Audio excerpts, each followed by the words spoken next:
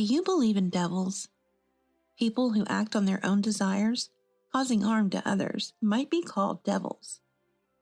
Is there really a way to stand against such devils? My name is Scarlett. Looking back, time has flown by so quickly. My daughter Christy, whom I bore and raised, is now over 20 and has decided to get married. Now that I think about it, I was about the same age as Christy is now when I met and married my husband Matthew. A blissful marriage with the love of my life. Back then, I was oblivious to the devil lurking in the shadows of my happiness. This devil was my husband's mother, my mother-in-law, and this devil bore a human name, Marilyn. Scarlett and Christy are here to serve me, to take care of my life. It's all about money, cash, hand it over quickly. When did the devil's cry echo, I wonder? My dad was a lawyer who worked for the socially weak and believed in justice. I have an older brother, George, who admired our dad and aspired to become a lawyer himself, to contribute to the rescue of the underprivileged like him. Influenced by George, I also harbored a desire to do such work. One day, a TV documentary about people fighting for workers' rights and better working conditions caught my eye. These people were labor relations specialists. Learning this, I developed a keen interest in this profession. To become a labor relations specialist, legal studies were essential, so I set my sights on a law school and dedicated myself to studying.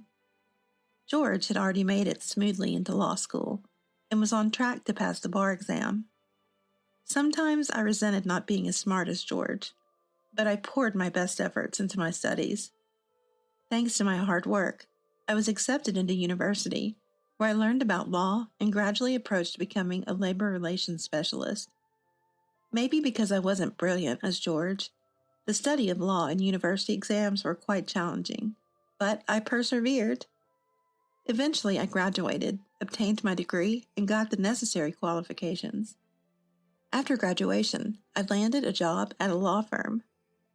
The CPA exam I passed in high school and the CFP qualification I obtained during college were closely related to the work and laws handled by a labor relations specialist, which seemed to work in my favor during the hiring process. Gaining experience in my job, I realized the societal importance of my work and led a fulfilling life. In the office, there was a senior named Matthew, from whom I learned a great deal. Matthew is earnest, has a strong sense of justice, and above all, he is passionate about his work. At first, our relationship was that of mere respectful colleagues, but as we worked together, I was increasingly drawn to his kindness and reliability. In other words, I began to fall in love with Matthew. And he too started to see me, not just as a junior colleague, but as someone special. Just like water flows from high to low, our relationship naturally progressed into dating and eventually led to a promise of spending a lifetime together. When I shared the news of considering marriage with Matthew, Mom clapped her hands in joy, and Dad, while showing a smile with mixed feelings, blessed us. George, who by then had finished his legal clerkship and become a lawyer, congratulated us too. Smiling besides George was his wife, my sister-in-law. Matthew is an only child, and his father passed away the year before last, leaving him with his mother, Marilyn, at their family home. Before our marriage, a family meeting was arranged. The attendees were, of course, Matthew and I, Marilyn, and both my parents, along with George and his wife. Marilyn, who would become my mother-in-law, is 55 years old, but looks younger for her age. Maybe because of this, her makeup seemed a bit heavy and flashy. But that's a matter of personal taste, and it wasn't excessively flashy or concerning. She was always smiling, repeatedly expressing her happiness about her son's marriage.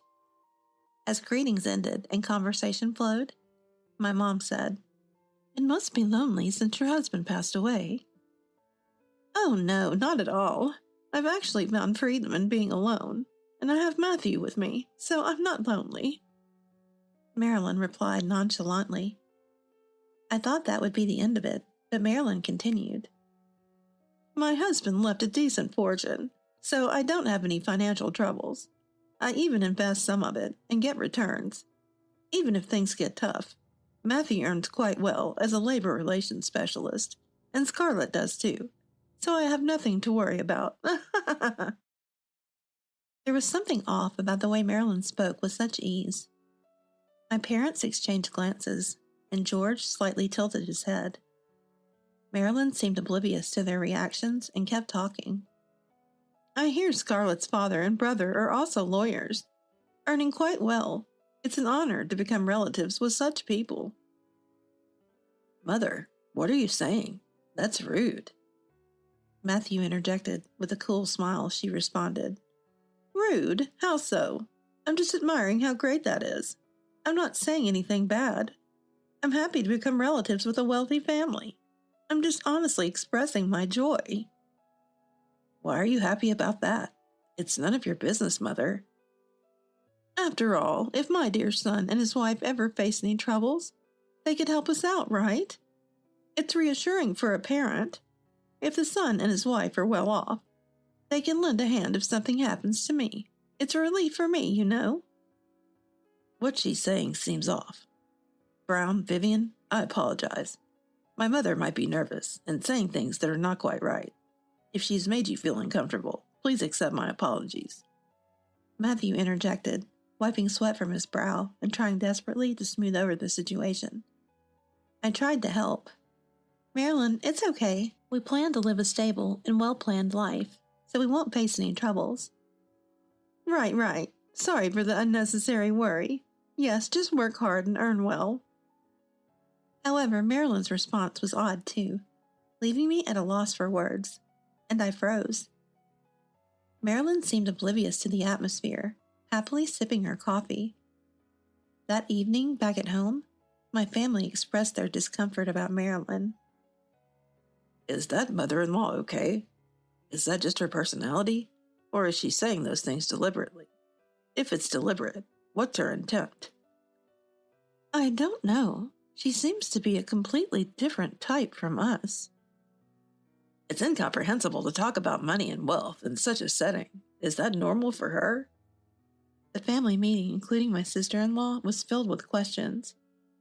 Actually, after that family meeting, Marilyn said something to me. As the meeting ended and everyone started to leave, I happened to be the last one with Marilyn. Hey, Scarlett, you're going to live with me after you get married, right? Let's discuss living expenses and housework. It'll be a help for me. After all, Matthew is a boy and can't do any housework. I had never considered living with Marilyn. She is still healthy and not of an age to be considered elderly. I wanted to start my married life with just Matthew, and I thought that was only natural. I didn't tell my parents or George about this interaction, but I mentioned Marilyn's words to Matthew the next day. I never thought about living with Marilyn right after getting married. You're not considering that, are you, Matthew? Of course not. My wish is to build a life just with you after our marriage. And Scarlett, I'm telling you this because it's you, but I can't wait to leave that house.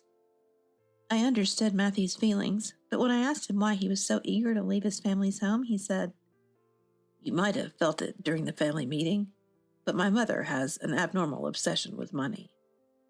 It was just as my family had suspected. She often demands money from me, saying she raised me, and even specifies a substantial amount as rent every month. Matthew didn't understand why Marilyn was so fixated on money. It might be something she was born with, he thought. As I'm starting a new family with you, I think it's better to keep some distance from my mother. Actually, I want to. Later, Matthew clearly told Marilyn that we would not be living with her. Thus, we could start our sweet married life together in our own place. However, I would later find out that Matthew hadn't told me everything. As we both worked, we decided to contribute equally to our living expenses and save the rest. That was our plan, but the amount Matthew was supposed to put into our joint bank account was consistently short. When I asked him about it, his answer was shocking. Sorry, I've had to send money to Mom, and there are some essential expenses for myself that I can't cut down, so I can't fully contribute to our joint account. Matthew, who had lived at home until marriage, had been depositing a significant amount of money at Marilyn's behest each month. He thought leaving home would end this, but Marilyn insisted on continuing the payments under the guise of remittances. Unconvinced, I decided to confront Marilyn and visited my in-laws' home. Marilyn, I heard that Matthew is sending you money, but isn't that strange? You're well and have father-in-law's inheritance, so why do you need money from Matthew? But Marilyn acted as if it was the most natural thing. What are you talking about? Matthew lived here and paid money every month. I intended to receive money from both after your marriage, but since you refused to live with me, he still owes his duty as a son. In fact, I'm only asking for 1.5 people's share, not 2, so you should be grateful. I couldn't comprehend how she could think like that. Such arbitrary rules, and what duties are you talking about? A son should give money to his mother. That's common sense. Even a son's wife should contribute to her mother-in-law. Don't you know that? Such common sense does not exist. When I firmly denied it, Marilyn's tone changed completely. Marilyn erupted. You ungrateful fool! I was nice to you, and now you've gotten too comfortable.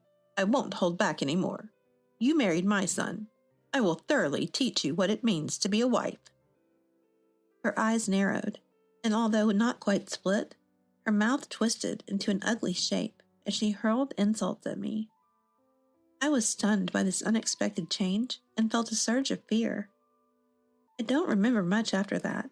I fled the in-laws' house as if escaping. Back home, I told Matthew what happened. But as I spoke, the fear and shock I had felt resurfaced, and tears overflowed. My mother has an abnormal obsession with money, Matthew explained, and she's become aggressive toward anything that doesn't align with her wishes. Her sudden shift from calm to rage is shocking. Matthew said that from now on, he would handle things, and that I should avoid Marilyn as much as possible. Indeed, I didn't want to have anything to do with Marilyn, but I wondered if it was fair to leave Matthew to deal with her alone. I don't know what discussions took place between Matthew and Marilyn afterward, but Marilyn stopped bothering me. Matthew didn't explain in detail, but it was clear to me. The amount Matthew was sending Marilyn each month had increased. Life seemed calm on the surface, but it wasn't entirely peaceful. Marilyn would regularly come over and talk to Matthew. When I tried to intervene, she would angrily berate me. I have nothing to discuss with you. Don't interfere in conversations with my son, you fool. This happened repeatedly, and Marilyn always left looking satisfied. Matthew wouldn't share the details, but it was easy to guess he was giving her money. It was frustrating to see Matthew's weak stance towards Marilyn, but seeing his distressed state made me want to protect him. Yet I was at a loss for what to do, and couldn't discuss it with my parents or George. During this time, I became pregnant with Matthew's child and gave birth to our beloved daughter, Christy. My parents and George and his wife were overjoyed and celebrated the birth. George and his wife, having no children themselves, shared our happiness as if it were their own. Marilyn, too, was thrilled about her first grandchild, but for entirely different reasons. Such a win! We've got a future earner. A boy might earn more, but a girl can marry rich, then you're set. You'll get a hefty celebration gift from Scarlett's family, right? That's like a windfall. Lucky us. Marilyn only saw her grandchild as a means to gain money. Hey, give me the celebration gift money. It's a happy occasion after all. Marilyn, for some reason, started to demand money from us after we had our child. What do you mean? Normally, we should receive a celebration gift from you, Marilyn, right? What are you talking about? Listen, you two became parents because I gave birth to Matthew. It's because of me that this celebration event happened. So, I should be the one to receive a celebration gift. Don't you understand? Or are you just stupid?" She spouted this nonsensical logic with a detestable face and then proceeded to extort money from us. There are too many episodes with Marilyn to narrate them all here. Even as our family suffered under Marilyn's manipulation, our daughter Christy grew up healthy. Having been subjected to Marilyn's influence since she was young, Christy deeply detested her. Our life could have been happy with just the three of us, excluding Marilyn. However, when Christy was 13, tragedy struck our family. Matthew had to undergo a re-examination after a health check, which revealed a significantly advanced malignancy. He passed away after just 3 months of battling the disease. After the solemn funeral, Marilyn's words were jarring. "I expected Matthew to contribute more, but his early passing was unexpected, a real wrench in my plans. But I adapt well. Now, Scarlett, as Matthew's wife, you must serve me. And Christy, grow up fast and marry rich. I'm looking forward to it." Matthew had been a barrier protecting us from Marilyn, but now that he was gone, I felt the full brunt of the onslaught. Marilyn was targeting not just me, but Christy as well. About 3 months after Matthew's funeral, Marilyn suddenly showed up. "I'm getting bored. I've come to collect a substantial amount today. You can afford it. Matthew's inheritance must have come in. Hand it over quickly." Matthew's inheritance is meant for Christy's future. Why should I give it to you? Matthew's inheritance rightly belongs to his mother, me. It's absurd that it goes to the wife and child instead, according to some ridiculous law. So I'll take it directly from you. I have that right. You, as his wife, must take care of me, and Christy has to look after her grandmother. That's common sense in society. You've squeezed enough money from Matthew already. Despite having father-in-law's inheritance, you've received more than enough from us. I countered Marilyn's absurd logic with reason. Then Marilyn, in her typical fashion, started ranting and stormed into Christy's room. "Christy, your mother doesn't understand. You give me what's owed instead." Marilyn screamed and grabbed Christy's piggy bank, smashing it on the floor. The piggy bank shattered, scattering coins everywhere. Marilyn picked up the money with a terrifying expression. Christy stood frozen, trembling at the unbelievable scene. I was too stunned to intervene or even speak. After stuffing the collected money into her pocket, Marilyn threatened, "I'll let you off with this for today, but if you don't transfer the usual amount to the bank account within 3 days, who knows what might happen? Christy needs to grow up and lay bigger eggs, but if necessary, we can start now. Well, never mind, just remember, you and Christy exist to serve me, to take care of my needs, my lifestyle. It's all about money, cash. Hand it over quickly." She left as quickly as she had arrived, like a storm passing through. It reminded me of a phrase from a popular TV show theme song from the past. I decided to focus solely on protecting Christy. I dodged Marilyn's unreasonable demands while waiting for the right moment, accepting them when necessary. And so, about 7 years passed. "Why didn't you invite me to my granddaughter's wedding?"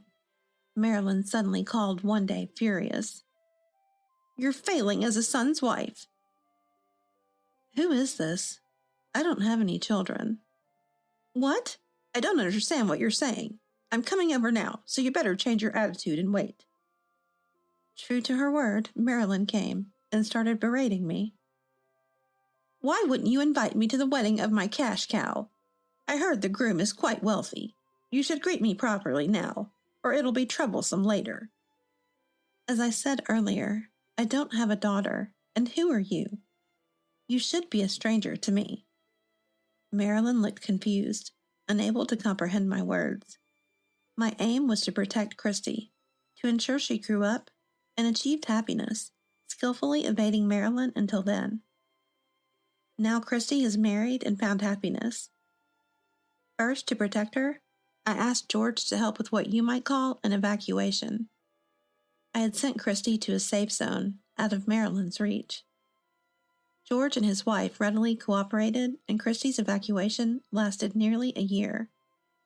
George and his wife, having no children of their own, cherished Christy as if she were their own daughter. When Christy turned 15, they made a proposal to formally adopt Christy. If Christy remained my daughter, Marilyn, as her grandmother, would continue to haunt her. By severing my legal ties with Christy, Marilyn's connection would also be cut off.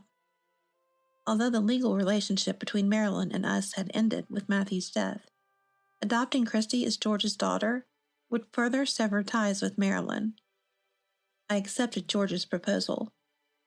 I couldn't let Christy continue to be preyed upon by Marilyn.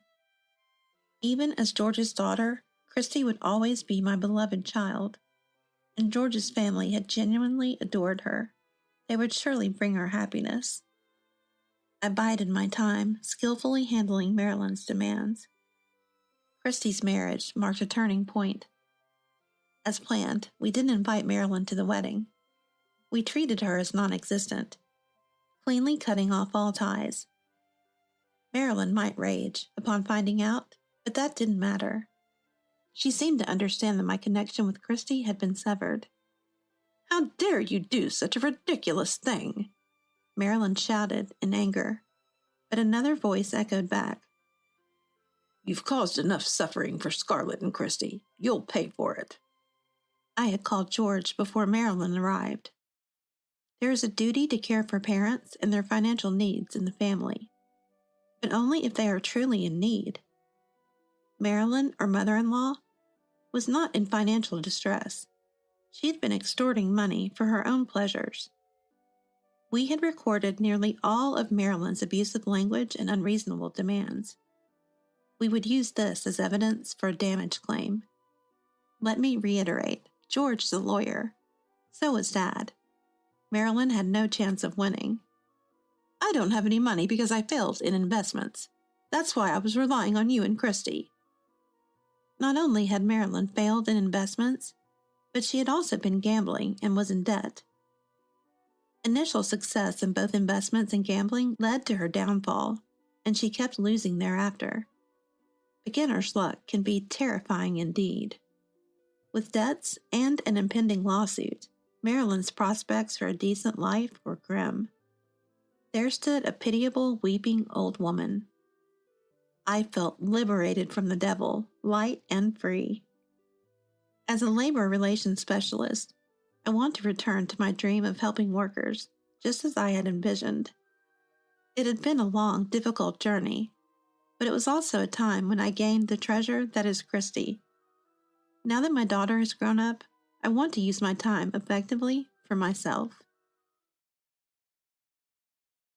My name is Cindy. I'm a 35-year-old office worker. I met my husband Joe through a colleague at work, a kind of blind date, and we got married. Joe and I are of the same age and shared the same hobbies, and I thought life with him would be enjoyable. My in-laws were cheerful and kind people, and my mother-in-law said, "We were worried because Joe hadn't brought home a single potential bride until now. Please, take good care of Joe." Her words stabbed at my heart a bit, since I'm of the same age as him, but I pretended not to notice.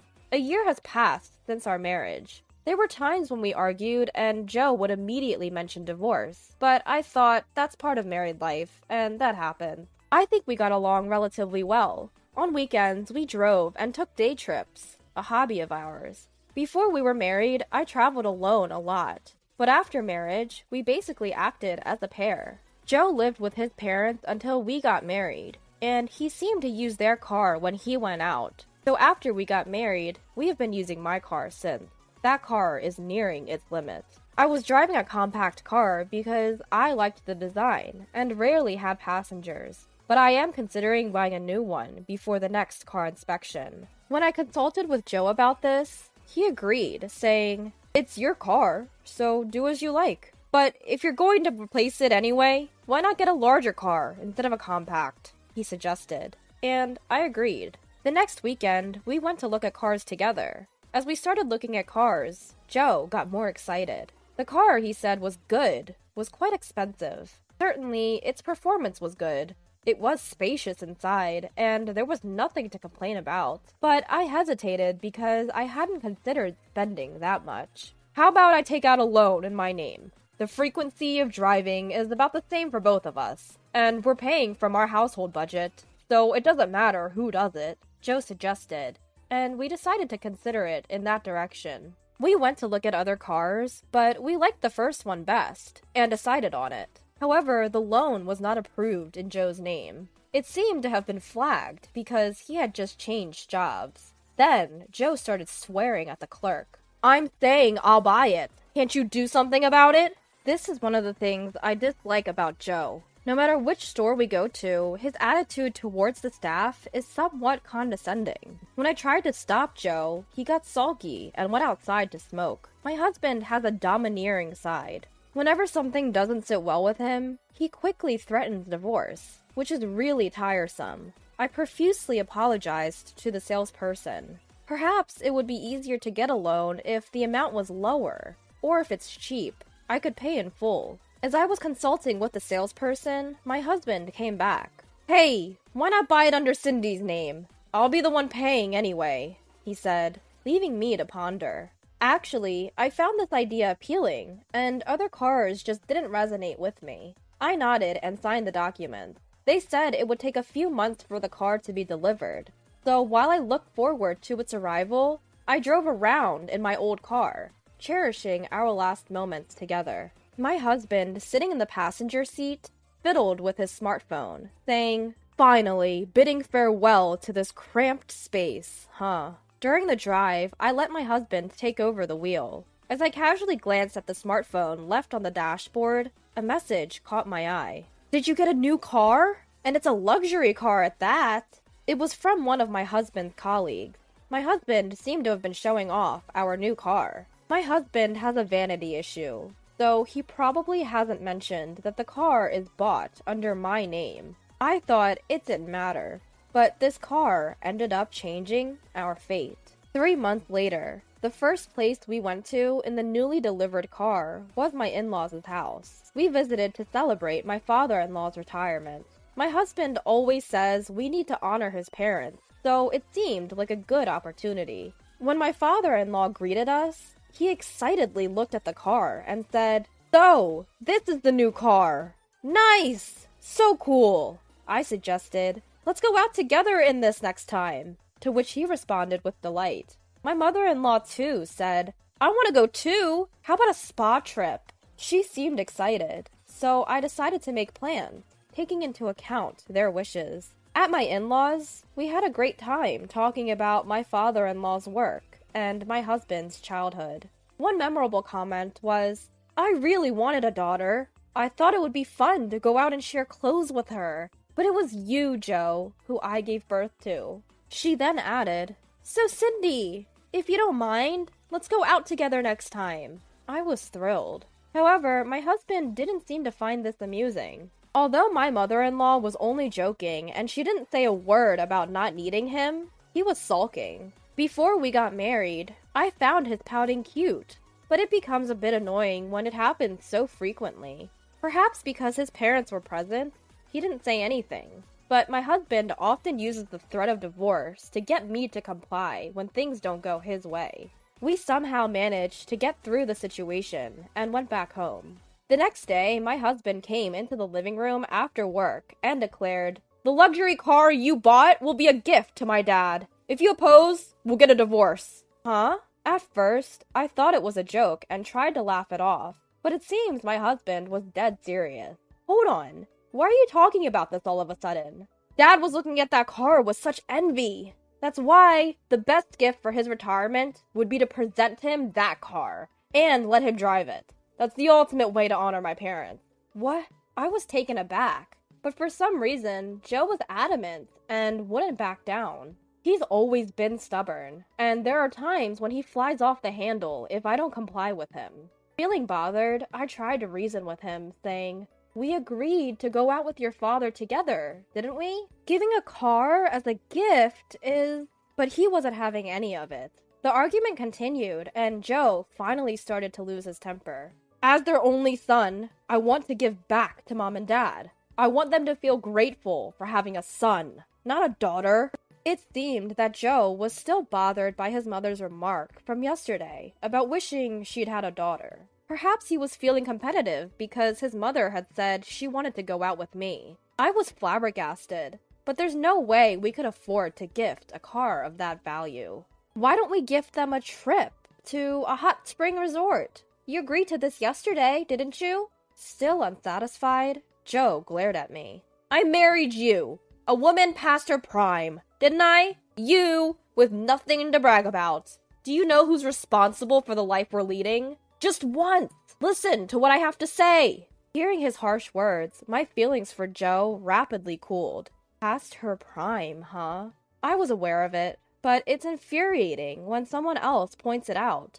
On the contrary, I'm doing the housework, so I'm probably better off than Joe, who can't do anything. I'm also working, and our livelihood doesn't rely solely on Joe's salary. With these thoughts, the parts about Joe I dislike started popping into my mind. His attitude towards waitstaff, his quickness to sulk, his unreasonable stubbornness. I had been trying to ignore it, but now it was starting to frustrate me. As these thoughts swirled in my mind, Joe left the room and came back. Then he handed me something.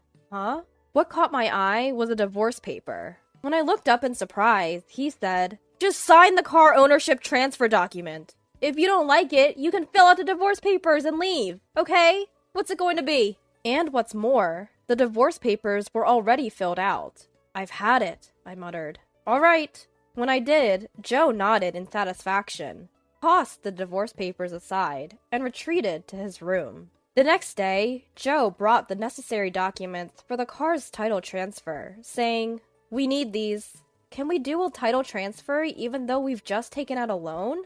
I pondered this question as I took the documents. I decided to confirm this with the dealership where we bought the car. It turns out changing the title while a loan is still in effect is quite a hassle. On top of that, because the user is changing, my father-in-law's approval is required, meaning it couldn't be a surprise gift as Joe wanted. Moreover, my father-in-law never hinted at wanting a car. If I explained this, I thought, Joe would give up. I also discussed the option of selling the car. I wasn't sure if I wanted to continue driving it now that it felt tainted. It was a popular model, and production hadn't caught up with demand, meaning it could take a while to get a new one. Therefore, I could potentially sell it at a high price. If so, I could use the money to pay off the loan and choose a new car that I like. When I got home from work and told Joe that changing the title is complicated because of the loan, he said, "Then we have no choice but to buy another car.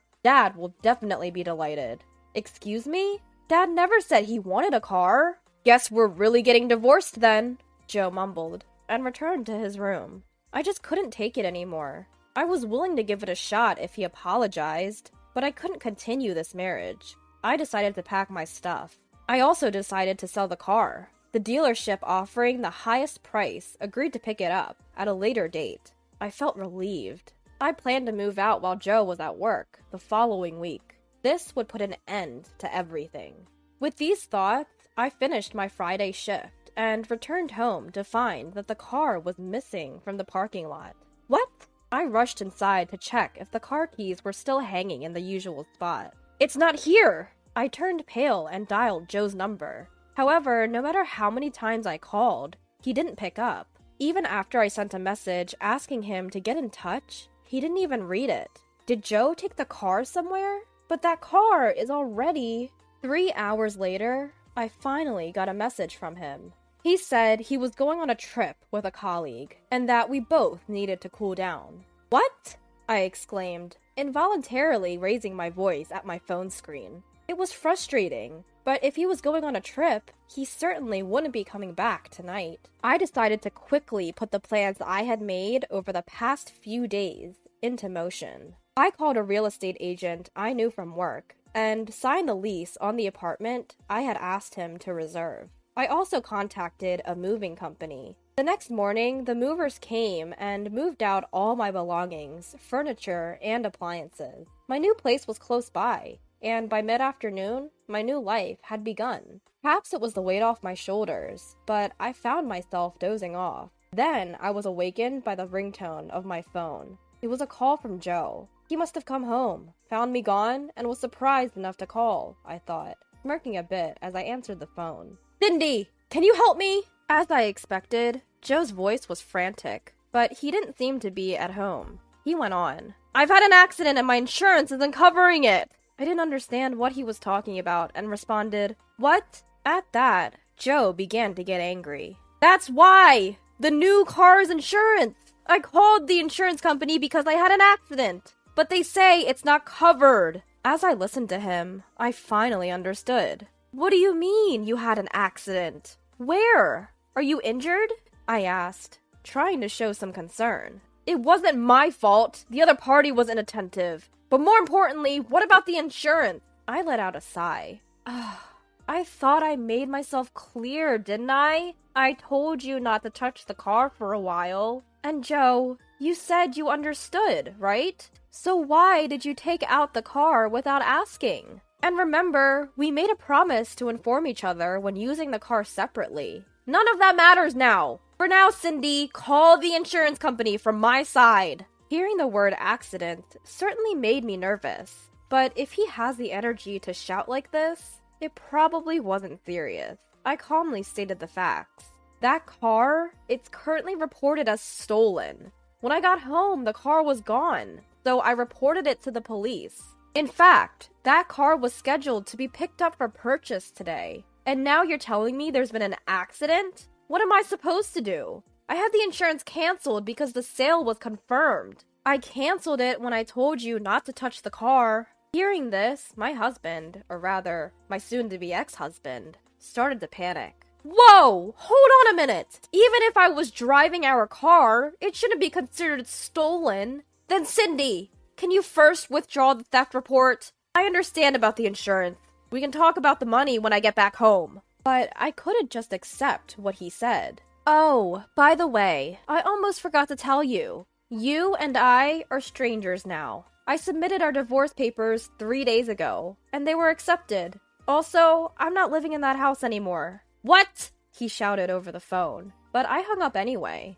Even after hanging up, his calls kept coming in, and it was so bothersome that I turned off my phone. The next day, I took a day off from work to sort out my room. When I turned my phone back on in the morning, it was filled with missed calls from my ex-husband. There was another call around 1 a.m., probably when he got home. But he's the one who flippantly filled out the divorce papers, and he's the one who threatened me with divorce. If he thought that by mentioning divorce, I would do whatever he says, he was sadly mistaken. Sure, when we first got married, I would comply when threatened with divorce. I thought it would be too embarrassing to get divorced so soon, after finally getting married at 35. That's probably why he thought I would comply this time too. But once all those frustrations piled up, I got over my hesitation. While I was cleaning up my room and thinking about these things, my phone rang again. I assumed it was my ex-husband, again.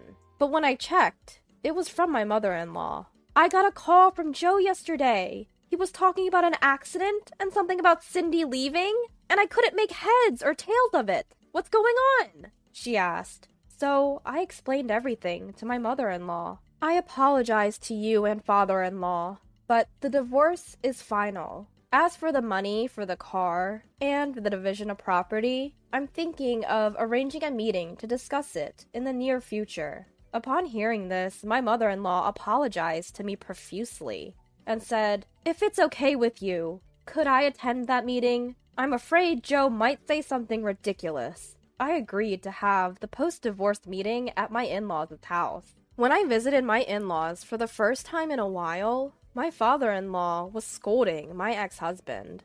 My mother-in-law, noticing my arrival, invited me into the living room. As expected, my ex-husband was sulking, but a bump on the head from his father forced him to reluctantly bow his head. But he said, "Because you only do what you want, my life is a mess." So I told him that I had consulted a lawyer about him constantly threatening me with divorce, which could be considered emotional abuse. Upon hearing this, my ex-husband's face turned pale. As a result of our discussions, we agreed that my ex-husband would pay for the original cost of the new car and the settlement for withdrawing the theft report. The difference would be covered by my father-in-law. On my way out, my mother-in-law said, "It's a shame that we couldn't hang out with you, Cindy." So I responded, "If it's okay with you, let's do it again," and left the place. It turned out that the ones who were with my husband during the accident were indeed the colleagues he had bragged about the car to that day.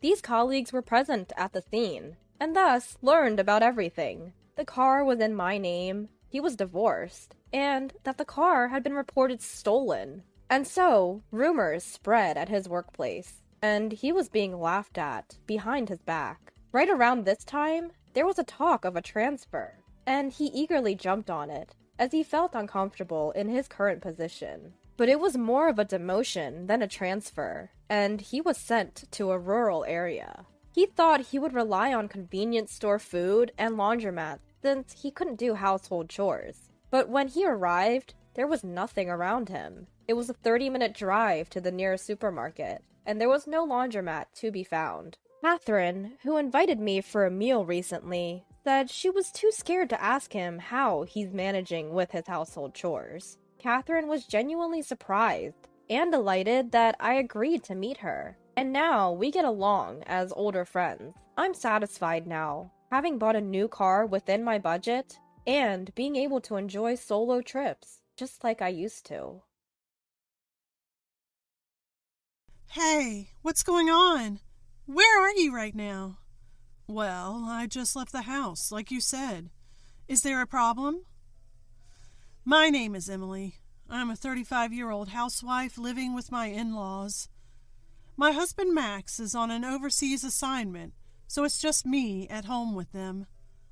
My father-in-law had a stroke last year, leaving him with a bit of paralysis on his left side. Despite that, he's actively working on his rehab and moving his body. As a result, it took some time, but he's recovered enough to handle most of his daily activities. Originally, my father-in-law made a name for himself as an investor. Before marrying Max, I used to work at a brokerage firm, so I really admire him. Living together has given us the chance to often discuss investments and assess management, and I think we've built a very good relationship. My mother-in-law, Helen, is a person who laughs softly and never engages in what people typically call bullying. She seems delighted watching father-in-law and me discuss financial matters. Emily, it's so good for your dad to have someone to talk to. He won't be bedridden, and it looks like we won't have to worry about dementia for a while. The way mother-in-law tenderly supports father-in-law is something I aspire to. I want Max and me to be a couple like them. I really feel that way. However, lately, I've noticed that mother-in-law seems to be struggling more as she sits on the sofa. We had her tested at the hospital and found that she's getting physically weaker. Her blood pressure is also a bit high, and the doctor advised her to take it easy. Mother-in-law, you've been holding down the fort here for so long. Please, take some time for yourself. I said that as I comforted her and took over the housework. But that's not fair to you, Emily. You have to take care of Dad, too. Father-in-law can manage his showers and using the bathroom on his own. All he needs is someone to accompany him on walks and doctor visits. Emily. At this point, I came up with a proposal to reassure my mother-in-law. How about I ask Mom to join Dad on his daily walks? It'll be like a daily walking date for the two of them. I can't believe you, Emily. Well, I guess we'll take you up on your offer until I'm feeling better. Leave it to me. And so, life with my parents-in-law continued peacefully. My only concern was my sister-in-law, Sophia. Sophia constantly throws passive-aggressive comments my way. So, Emily, still no kids? Max is overseas, and these things happen when they happen. Can't even give birth to an heir. What a waste. We'll try to meet your expectations once Max is back in the country. Don't get too comfortable. I also have inheritance rights to this family's assets. It's just like that. I could directly confront her, but it's exhausting, and I don't want to upset my parents-in-law. Ignoring her gracefully is where I show my skills. Maybe Sophia thinks I married into the family to inherit my wealthy father-in-law's assets. It's common to have a mother-in-law, father-in-law feud, but in my case, it's with my sister-in-law. One day, I was having tea with my in-laws on our sunny porch. Emily, I have something to discuss with you. For the first time, mother-in-law looked serious. Yes, mother-in-law, what is it? Actually, Sophia is going to give birth soon, and she wants to temporarily stay at her parents' house to get support from our family. Oh, is it that time already? That's wonderful news. I sipped my tea as I responded. Given that your father is unwell and have also been under the weather, making you handle the household chores, we're thinking of declining her request. I agree. It wouldn't be fair to impose more on you, Emily. My father-in-law looked genuinely concerned as he spoke. Oh, don't worry about that. I'm sure Sophia will be more comfortable at her parents' house. Besides, you two will be close by to watch over your grandchild. I'm happy to help out. Let's have Sophia come over. Upon hearing my nonchalant answer, my mother-in-law's face clouded even more. Thank you, Emily. To be honest, we'd love to have Sophia here so we can see our grandchild up close. But the way she's been treating you is truly regrettable. Your mother's not feeling her best these days either. In the end, it seems like the burden will fall on you, Emily, and that's concerning. My father-in-law also seemed to worry about me. Sophia has made snide comments to me several times, but for the sake of my in-laws, I choose not to retaliate. This has apparently led to Sophia getting more audacious, in turn causing unnecessary worry for my in-laws. Did I mess up here? Once the baby arrives, Sophia might mellow down. I'd love to see you two enjoy your grandchild. What I truly wanted to say was that I wouldn't be beaten by the likes of Sophia, but I just grinned and bore it. If you say so, then maybe it's okay to invite Sophia. I promise to take care of her as much as I can. My mother-in-law finally showed a smile. My father-in-law also seemed relieved. At first, maybe it was because the baby would be born to their biological daughter. They wanted to be close to the experience. Emily, we're truly sorry, and thank you. Both my father-in-law and mother-in-law bowed their heads. Hey, no need to bow. Let's lift our spirits. Prepare a room for sister-in-law and go shopping. I can't wait. Can I come along to choose some clothes and toys for the grandchild? All three of us laughed, wrapping up the discussion. My stay at my in-laws while sister-in-law gave birth was likely going to be just a month or two. I thought I'd just have to avoid any sister-in-law drama during that short time. That's what I thought. Until that phone call from sister-in-law. My mother-in-law quickly conveyed her consent to sister-in-law, agreeing that she could stay with the family temporarily while she gave birth. After dinner, my phone rang. It was sister-in-law. Hello, sister-in-law. How can I help you? Hey, Emily. I'm going to be staying at our parents' house for my upcoming childbirth. Yes, mother-in-law told me earlier today. Sister-in-law was speaking loudly. Maybe she was in a good mood. My in-laws paused, realizing the call was from sister-in-law, just by the voice leaking from my phone. It was loud enough for them to hear even without a speaker. So, can you get out? What? I couldn't help but raise my voice in shock. My in-laws were equally surprised and jumped a little. I don't even want to look at you. Just seeing you irritates me. Make sure you're out of the house by the time I get back. Sister-in-law, what are you talking about? Tell Mom and Dad you're going on an extended trip or visiting Max. I don't care. Just get out. I want to spend time with my family. Wait, hold on. Normally, I could easily dodge sister-in-law's barbs, but this time I was too shocked to find the right words. Once I'm back, you better come back too.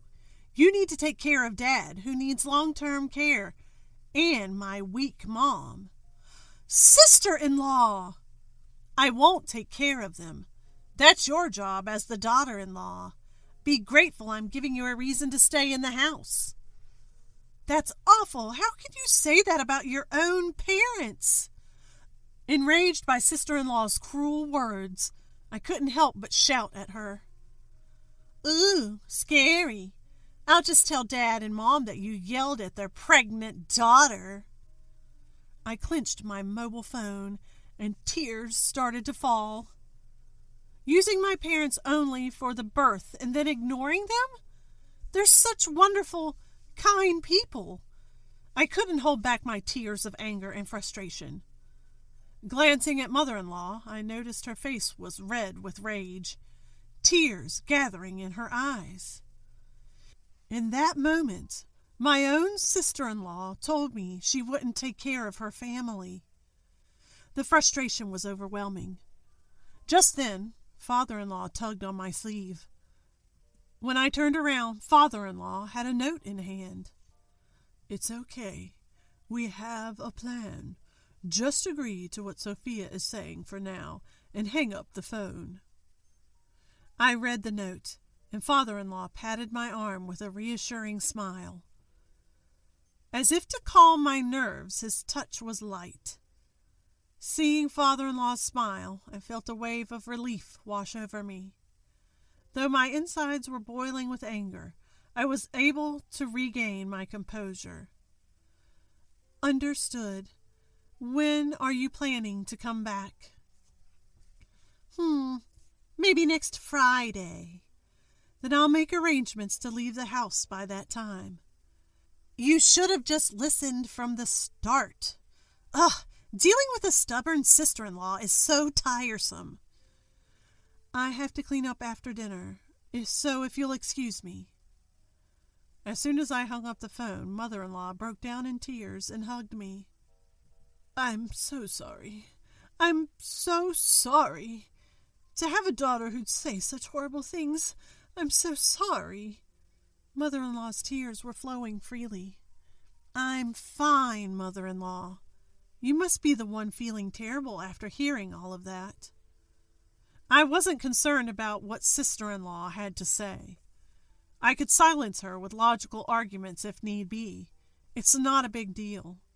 But it's hard to see my mother-in-law cry like this.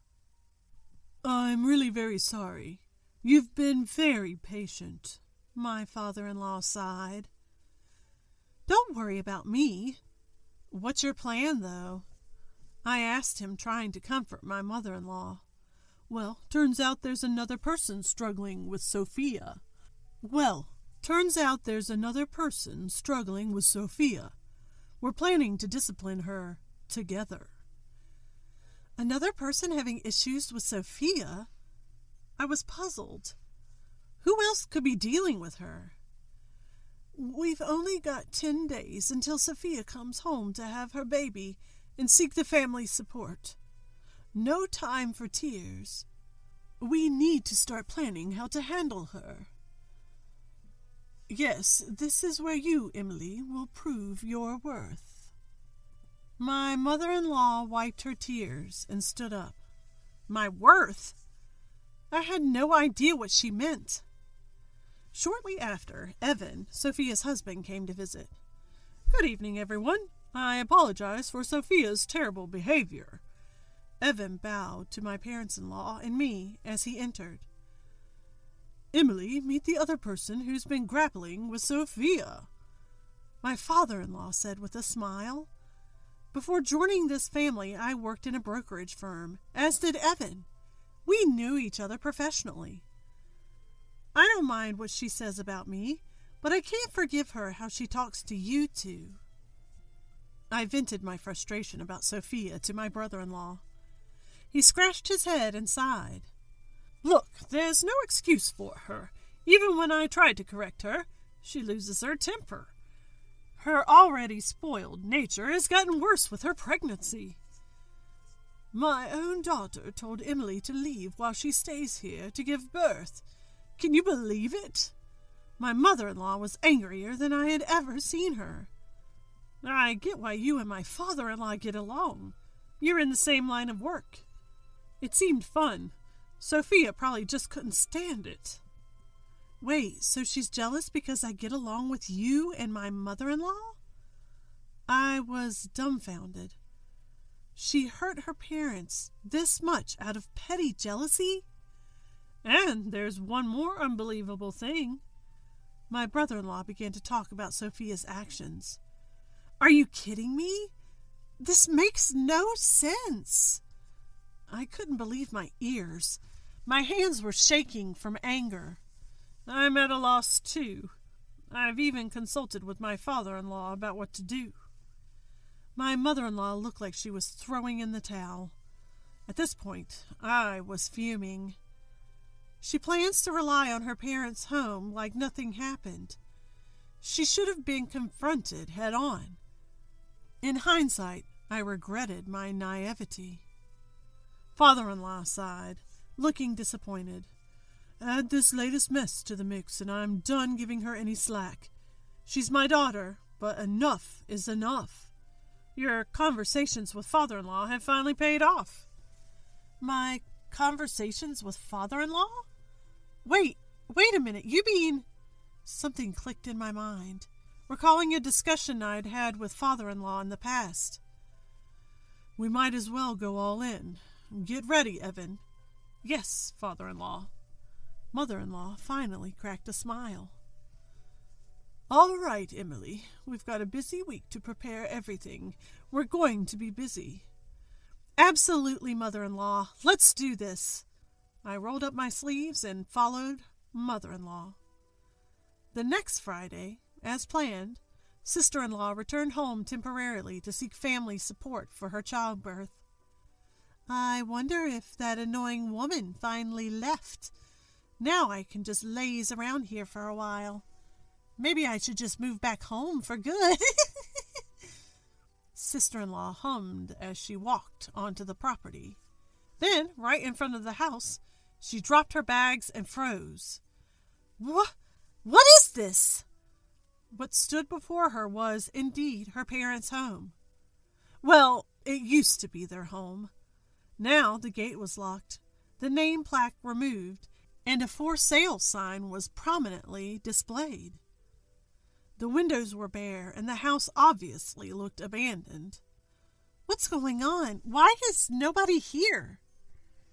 Sister-in-law frantically called both father-in-law and mother-in-law, but neither answered.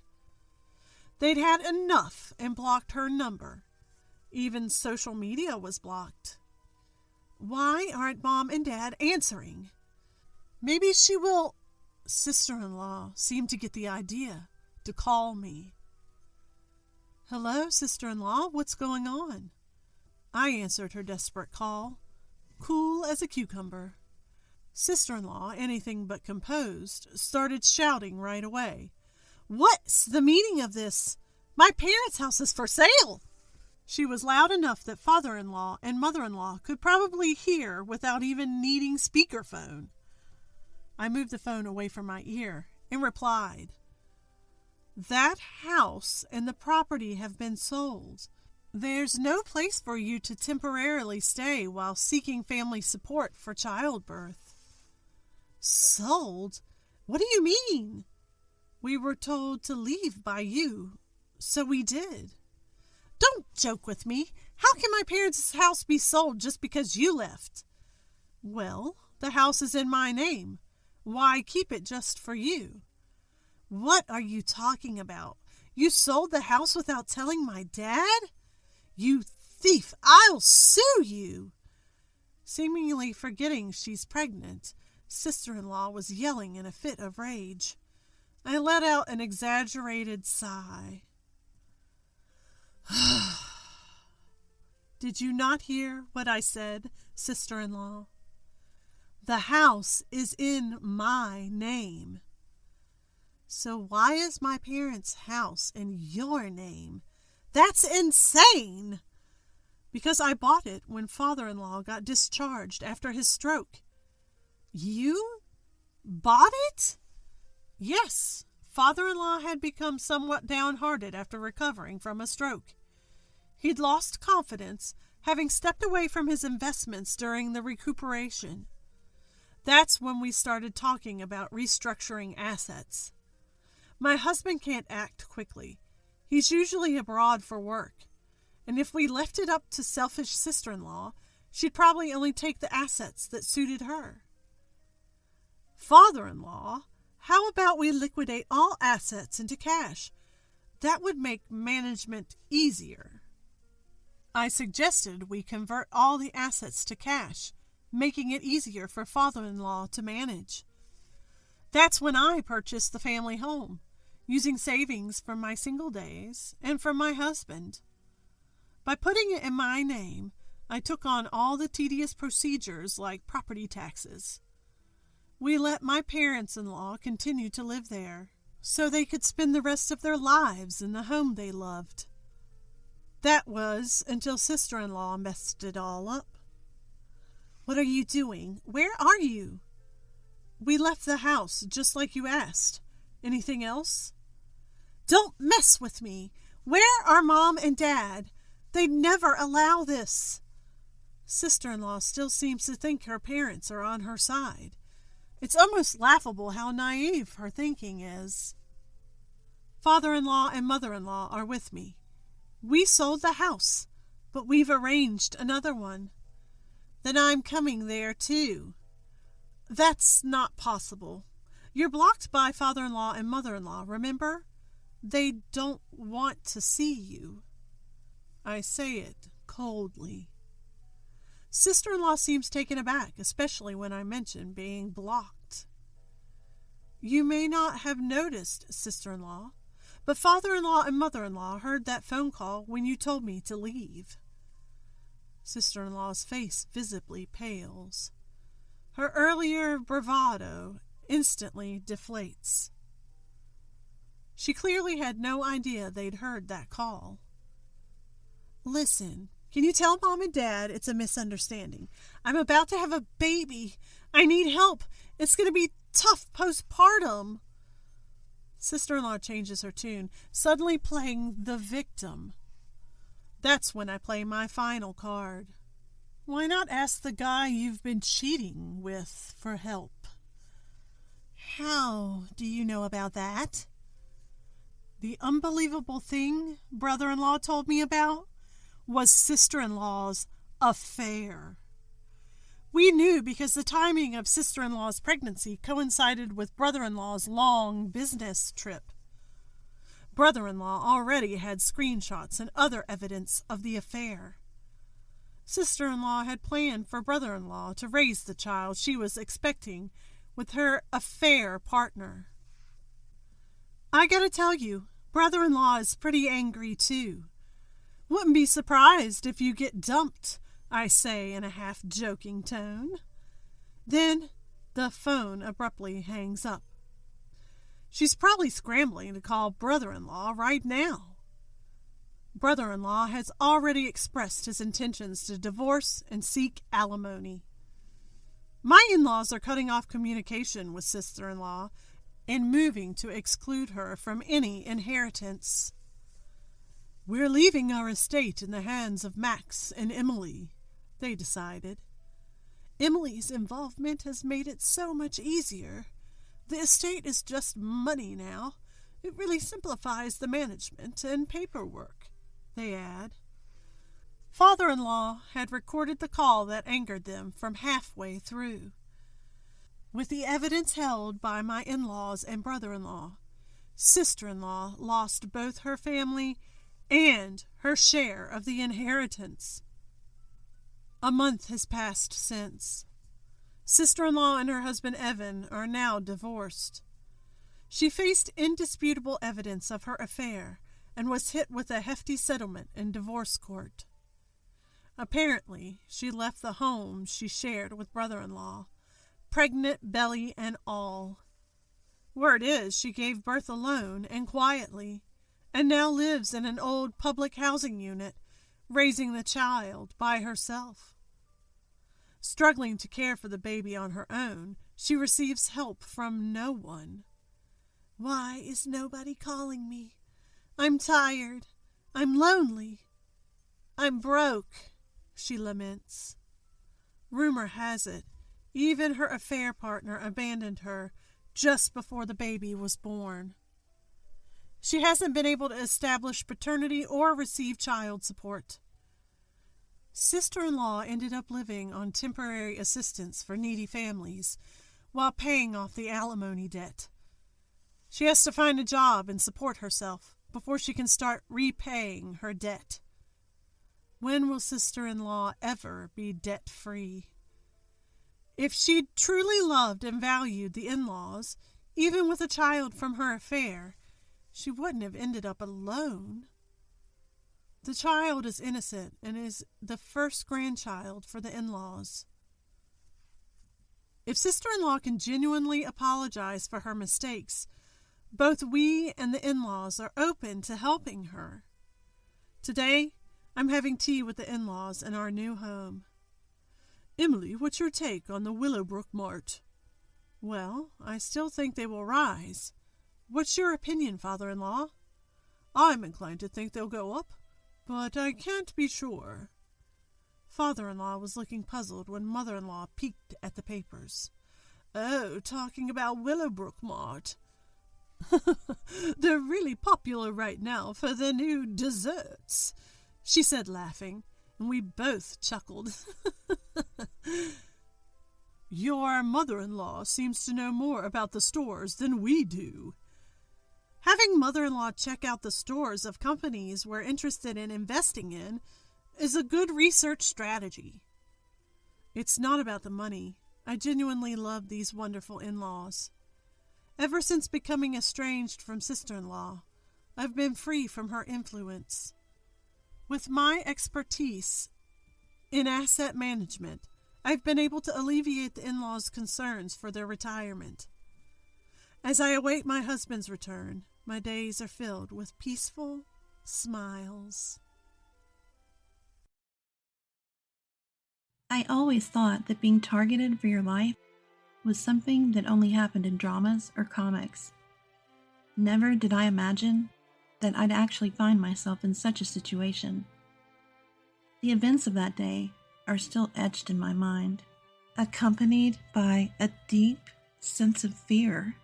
Today, I want to share the most sinister form of harassment I've experienced from my mother-in-law, or Mill for short.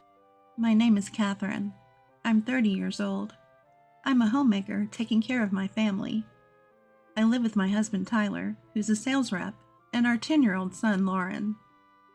I met Tyler 3 years ago through a mutual acquaintance at a company where I was working at the time. He's a good guy, previously married. Want to meet him? I was hesitant at first, being introduced to a divorced man with a child while I was single. But when I met Tyler and Lauren, they were both so genuine and adorable that I was completely smitten.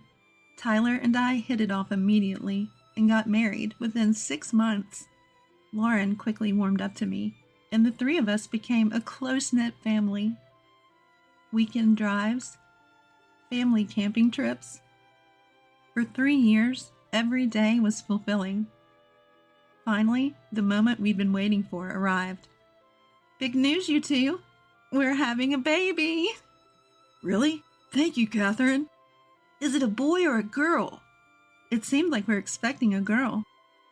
I couldn't wait to hold my own child in my arms. Let's do our best together. I'm going to be a new mom again. I talked to my unborn child every day. Everything was going smoothly. I thought so, and never doubted it.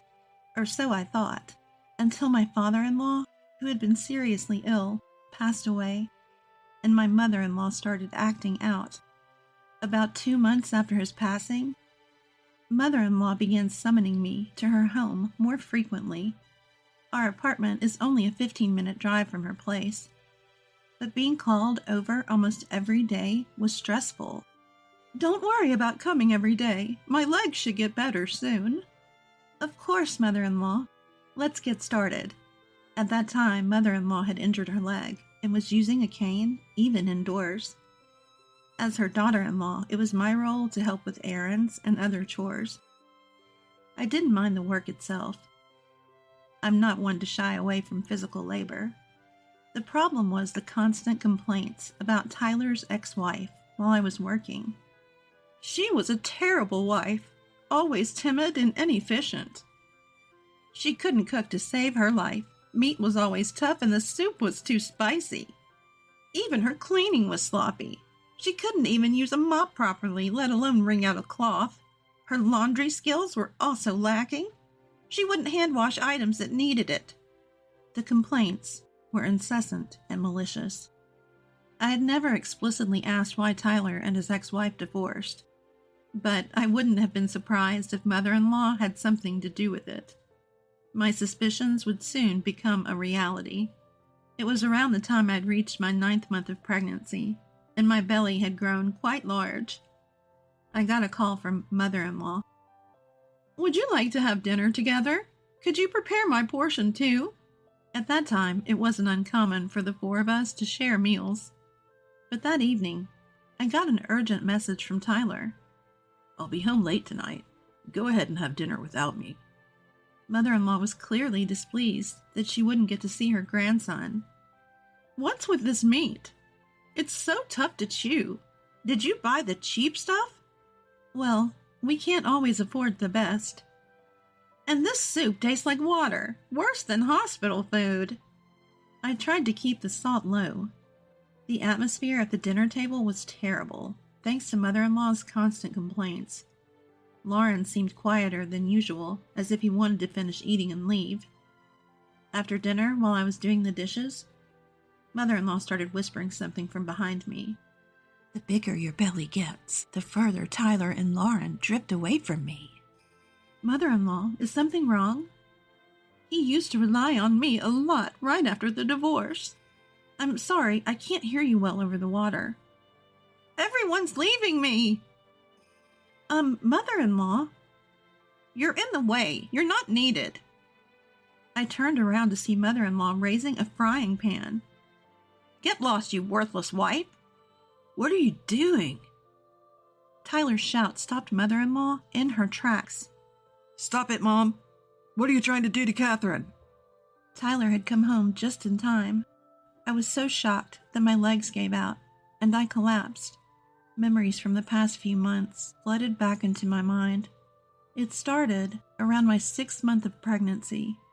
Mother-in-law began visiting our home more frequently, making me constantly on edge. I never knew when she might drop by unannounced. I couldn't afford any slip-ups or oversights in my housework. Even my clothing couldn't be too casual. It was a series of restless days. Most of the conversations with mother-in-law revolved around my pregnancy. How's everything going?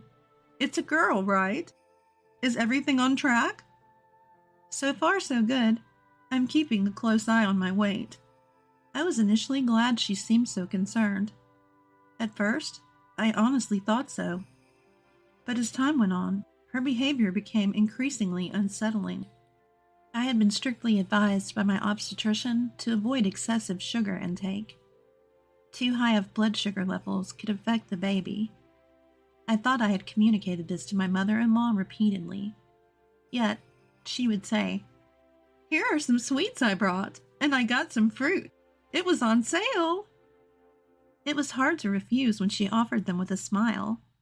And every time I did refuse, explaining why, she'd get clearly upset. As my belly grew, mother-in-law's interference intensified.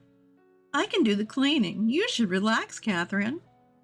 Such offers seemed helpful at first, but when I looked around the room after she left, wait, where's our photo from last year's trip? The whole frame is gone. Important items would go missing, and quite frequently. "Oh, sorry, Catherine. I broke another plate." "It's okay, mother-in-law. Are you hurt?" "I'll clean it up." Dishes and glasses would get broken. My distrust of mother-in-law grew stronger and more irrepressible. Naturally, I talked to Tyler about it. "Do you think she doesn't like me deep down? I feel some hostility from her."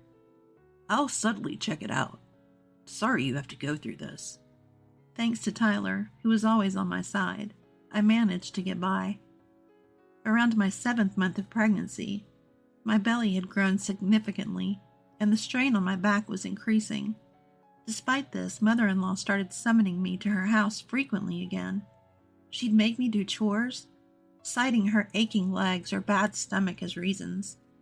Sometimes she'd even say she was going out with friends and needed me to handle the housework. If I tried to resist, saying I was also struggling, she'd get furious. "Pregnancy isn't an illness. How cold-hearted. What a disappointment." Doing the chores, even if they were tough, was better than facing her wrath. While I was enduring and doing the housework, she'd say, "Why the sour face? I'm making you exercise for your own good." She claimed that lying around all day was bad for both the baby and me. I understood her point, but I wanted to do things at my own pace. Unable to argue or show my feelings, I went through truly difficult days. If chores extended into lunchtime, I'd eat at mother-in-law's house. Sometimes she'd prepare lunch for me. But when she did, "Here you go. It's just store-bought, but it's not bad." The food she served was clearly spoiled. If I didn't eat it or pointed out it was rotten, she'd scold me. "If you don't like it, don't eat it. After I went through all of the trouble of preparing it." She frowns and taunts me.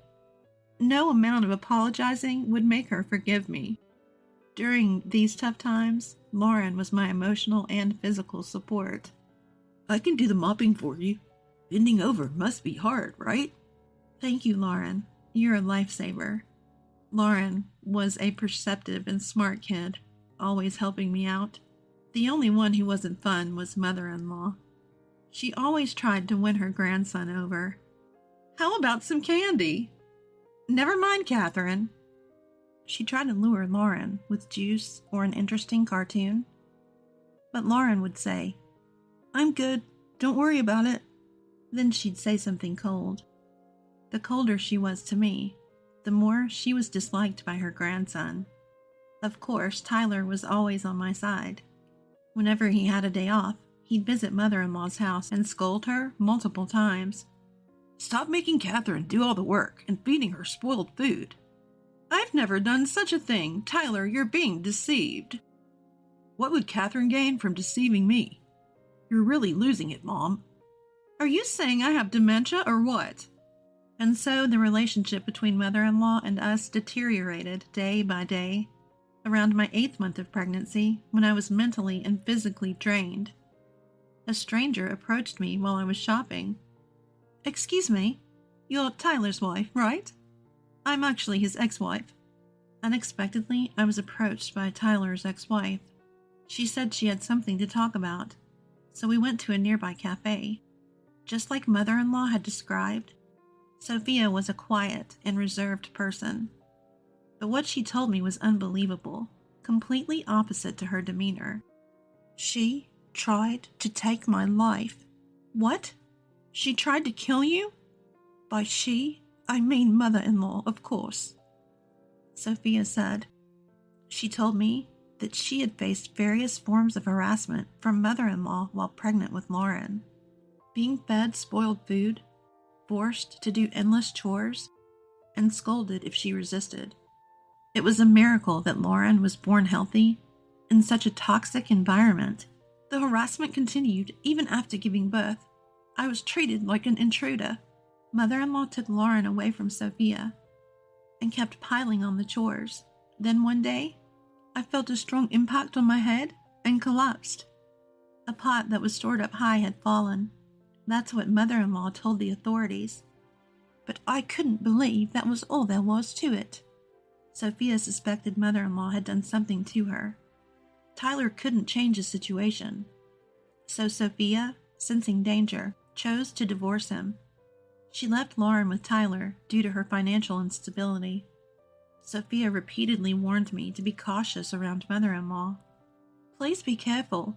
Take whatever precautions you can. Thank you for your concern. I'll do my best. When I told her how wonderfully Lauren had grown up, Sophia cried tears of joy. For her sake, too, I had to protect my family's well-being. I decided to take all necessary precautions. About a month later, that dreadful dinner happened. Tyler took the frying pan away from mother-in-law, who shook her head, saying, I didn't do anything. I was just putting the pan away. That's when Lauren, hiding behind Tyler, glared at mother-in-law. She's lying. I saw it. Grandma's lying. I agree. It looked like you were trying to hit Catherine. No, you're mistaken. Shall we check then? Check? What do you mean? I operated my phone and launched a special app. What? This room is on camera? I had cameras installed in the living room and kitchen. It was a precaution I took after Sophia's warning. When I played back the footage, there was mother-in-law trying to hit me with the frying pan. Mom, explain yourself. Cornered, mother-in-law was now almost in tears. I was just jealous that you were taken away from me. Her reasoning was utterly selfish. She had hoped to live with Tyler again after his divorce, but was disappointed when he remarried so quickly. She felt robbed of the chance to have her son and grandson all to herself. Mother-in-law kept repeating these selfish claims. How dare you come into our lives and steal everything? Both Lauren and I felt disgusted by her words. Tyler's face turned red with anger.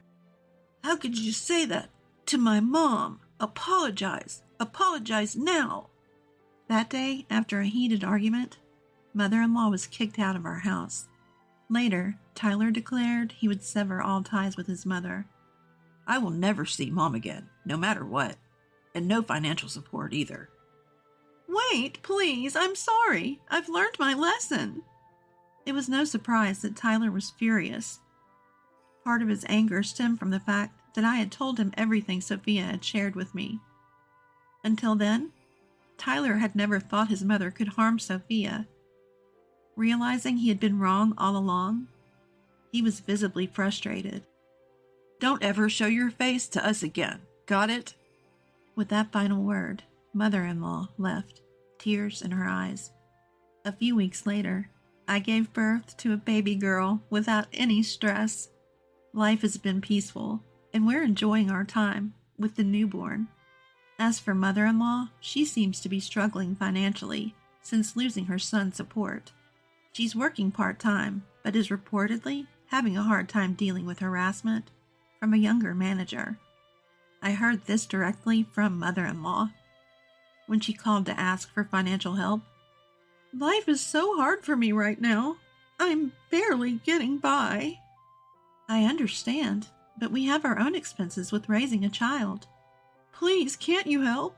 Even $200 a month, or $100 if that's too much. I'm sorry. I have to hang up now. Please don't call us again. Ignoring her pleas to wait, I ended the call and immediately blocked her number. After that, mother-in-law apparently took on more work. She's working mornings at a fast food restaurant and afternoons stocking shelves and working the cash register at a supermarket. I heard this from Sophia. When we met up recently, after a long time, I saw her at the supermarket by chance, and she looked so thin, like a different person, like a zombie. She didn't even notice Sophia standing right in front of her. If only mother-in-law had been kind, things wouldn't have come to this. It's a pitiful situation, but she brought it upon herself. I hope she reflects on her actions and finds a way to make it through life. My name is Rachel.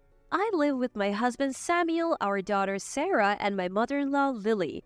Mother-in-law and daughter-in-law conflicts are not uncommon, and our household is no exception. Ever since I got married, Lily has been throwing shade my way. Be better at housework, your cooking is lazy, have kids already, just to name a few. Samuel always defends me though. However, Lily absolutely adores our long-awaited daughter Sarah. Sarah is equally fond of her grandma, making me realize that even the most critical people have a soft spot for their grandchildren. But with that affection came unwanted opinions on how we raised Sarah. I first noticed something was off when Sarah was 2.5 years old. I started to feel anxious because she still wasn't speaking. Lily blamed me, saying it was my fault for letting the TV raise her. Upon Samuel's suggestion, we took Sarah to the hospital. The diagnosis was a developmental delay. Sarah had a disability. I was devastated, and Lily's words didn't help. How embarrassing that my grandchild has a disability. We can't even face society. I couldn't believe what I was hearing. The same Lily who doted on Sarah now looked at her with cold eyes I had never seen before. There is no history of disability in our family. Rachel, are you sure Sarah is Samuel's child? She isn't the result of an affair, is she? Her harsh words shocked me. Well, you're not denying it. Could it be true? I can't believe you would say that, Lily. Mom, stop it. There is no way Rachel would cheat. Sarah is our beloved daughter, disability or not. If you have a problem, you can leave. Samuel's heated response made Lily backtrack. Oh, I was just joking. Sorry, Rachel. As she started giving candy to Sarah. Since then, mother-in-law has continued to adore Sarah without saying a word, but only when Samuel is around. But the moment he left, the snide comments began. Sarah is such a pitiful child. I wonder what will become of her in the future. You know, I heard a boy with a disability injured someone. It's scary, isn't it? That's why I worry. Please stop, especially in front of her. We're doing everything we can to raise her well. Oh, come on. She has a disability. She doesn't understand what we are saying. She would just keep going. A daughter-in-law who can only give birth to children with disabilities? Maybe that was a mistake.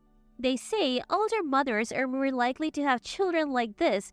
We should have gotten a younger daughter-in-law. No matter how many times I asked her to stop, she wouldn't listen. I couldn't bring myself to tell Samuel, who genuinely believed his mother had changed for the better. My father-in-law has just passed away, and if mother-in-law gets kicked out, she has nowhere else to go. Besides, she does love Sarah in her own way. Taking away Sarah's beloved grandmother wasn't something I could easily do. It's not the time to be down. I have got to be strong for my daughter. That's what I would tell myself every time her words hurt me. Sarah is now 7 years old. She speaks slowly but surely. She's in special needs class in elementary school. Samuel and I warmly watch as Sarah grows at her own pace. Mother-in-law still laments, why can't she be like other kids? Then one day, I felt something strange in my body and suspected I might be pregnant. I went to the OBGYN and sure enough, I was expecting our second child. I happily shared the news with Samuel and mother-in-law. Way to go, Sarah, you're gonna be a big sister. Sarah also looked delighted. It was a moment of happiness. But what if the next one also has a disability? Mother-in-law said, looking concerned. Raising 2 children with disabilities is tough. Maybe you should consider terminating the pregnancy. Mom, what are you saying? We don't even know if the child will have a disability.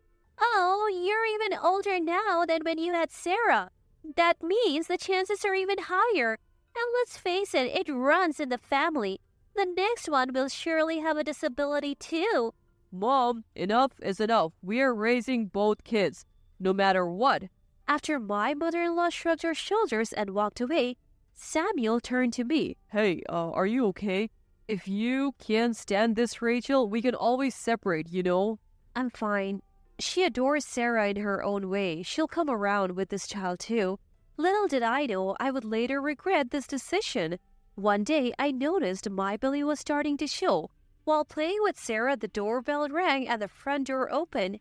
Hey there, Rachel. How's it going?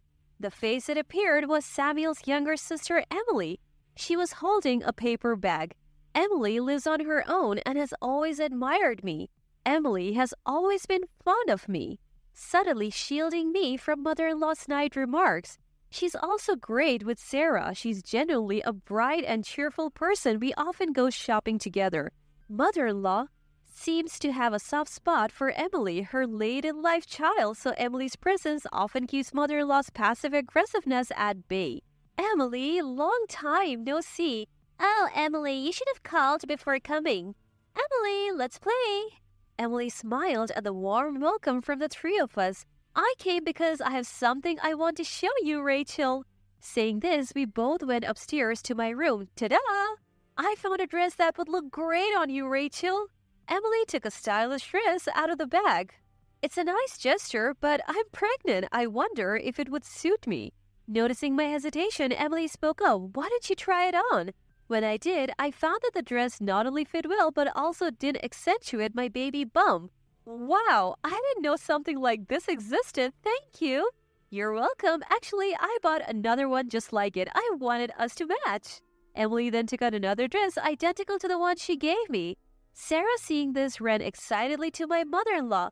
Grandma, Mom is wearing a blue dress. What are you doing, Grandma? Oh, how nice for you. Just as Emily and I were enjoying our matching dresses, my mother-in-law called me. Rachel, we have guests. Come downstairs. Okay. As I was about to leave, Emily stopped me. It's fine. You need to take care of yourself. I'll go. Before I could reply, Emily left the room. Right after, a scream rang out and I rushed out in alarm.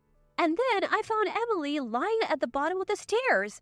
My mother-in-law was shouting, Rachel! Oh my God, Rachel! Snap out of it! I'm right here. What's going on?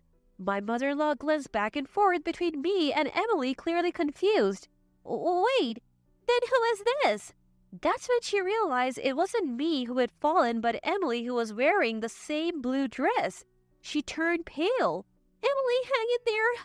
Oh, what do I do? We quickly called an ambulance and Emily was taken away. I was praying hard for Emily's safety. Sarah was also crying. However, something didn't sit right with me. My mother-in-law had said we have guests, but there were no guests to be seen. I was growing suspicious of her crying. In light of my sister's emergency, even my husband rushed back from work. Luckily, Emily regained consciousness quickly and gave us her usual innocent smile from her hospital bed.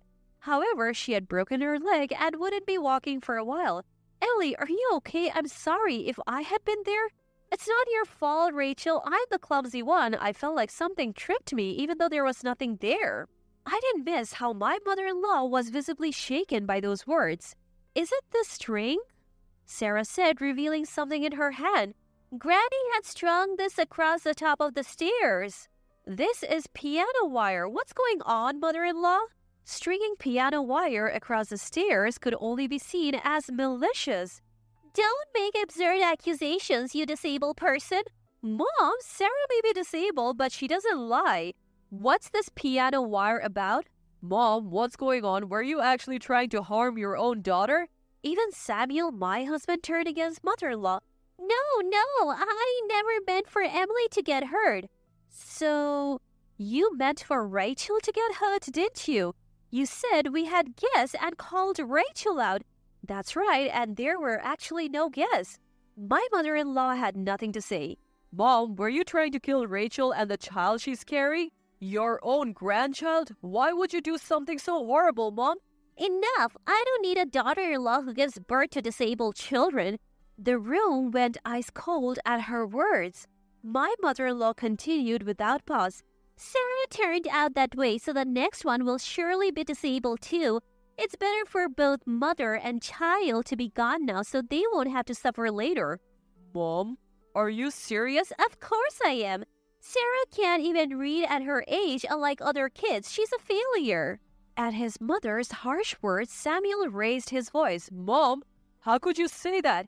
People with disabilities only lead lives of struggles. They're a burden. They have no reason to live. The woman who gives birth to a child with disabilities is no better. She's ruining your life, Samuel. Mom, you used to dote on Sarah. I feel sorry for her as my grandchild, but that was a mistake. To think she would tattle? I thought she couldn't understand anything because she has a disability. Mother-in-law glares bitterly at Sarah. That's why she could set a trap in front of Sarah. I shuddered at the thought that they underestimated Sarah because she has a disability. Maybe if they succeeded, they were planning to go after Sarah next? It's a chilling thought. Mom, do you understand what you tried to do is murder? It was for you, my dear son. I didn't want to see you struggle because of a child with a disability. Why didn't you divorce this woman with flawed genes and find a younger one? At his mother's audacity, Samuel shoots her an icy look unlike any she's ever seen before. Mom, there's something I never told you. Remember how I was bullied a lot as a child? Oh yes, you often came crying to me. As an adult, I struggled with relationships and sought medical help. That's when I learned that I have a developmental disability. Samuel shows her a card certifying his disability. You are... Yeah, if this disability is hereditary, the cause isn't Rachel, it's me. Why didn't you tell me? How could I tell a woman who would even think of killing her own grandchild just because they might have a disability? The mother-in-law is at a loss for words. I would never kill you. Who knows? But I should have told you earlier, then maybe you wouldn't have tried to harm Rachel. I'm truly sorry, Rachel and Sarah. Samuel apologized to us. When I was shocked to learn I have a disability, it was Rachel who stood by me. That's right. I fell for Samuel, a gentle, if quirky man, and told him, disability or not, I love you for who you are. Right now, I'm thriving at work and even leading big projects. Some people with disabilities, including those with savant syndrome, show exceptional talents. Samuel is one of them, using his talents in his work. Life ruined? That's nonsense. I'm happy. Are you saying that people with disabilities don't deserve to live? That woman who gave birth to them are at fault too? That hits pretty close to home for me and my mom. I didn't know. This is different. Mom, I'm the same. I can't walk now, so that makes me disabled too? You're the one who put me in this situation. Please forgive me, Emily. You weren't the target. Even the ever-smiling Emily glares at my mother-in-law. You have got to be kidding. That's the least forgivable thing. I can't forgive a woman who insulted her adorable niece and almost killed Rachel and her unborn child. Same here. I'm cutting ties with you, Mom. After trying to kill my wife and child and making Emily go through this, unforgivable. Please leave now. The coldness in Samuel's voice sent shivers down his mother's spine. Please forgive me. I won't do it again. I have nowhere else to go. Then your only option is prison. Prison? Of course, what you have done is attempted murder. But whether to press charges is up to Rachel. Just as the decision fell on me, my mother-in-law began to apologize profusely. Rachel, I am sorry. Please, not the police.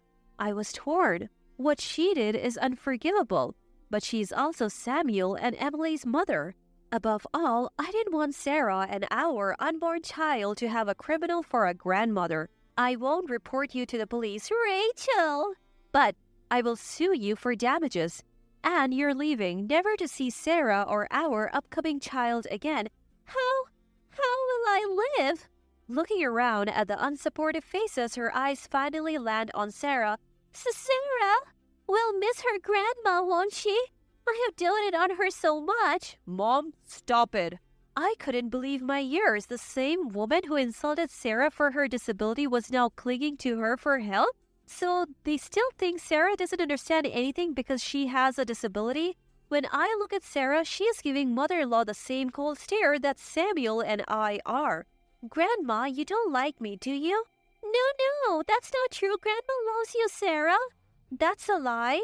You said I'm a burden and trash. Sarah spoke slowly but clearly.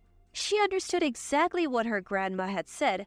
I don't like you, Grandma, for picking on Mom, the baby, and Emily. So goodbye. You insolent brat, despite your disability? Samuel grabbed the hand mother-in-law had raised against Sarah and twisted it. Enough is enough. Ouch! Let go! Hurt? Emily suffered more. If Rachel had fallen for your trap, she would have suffered even more. Help! Ache! Mother-in-law screamed as Emily watched her with icy eyes. Mom, you're not remorseful at all. You won't have anyone to take care of you in the future. What? Mother-in-law broke down.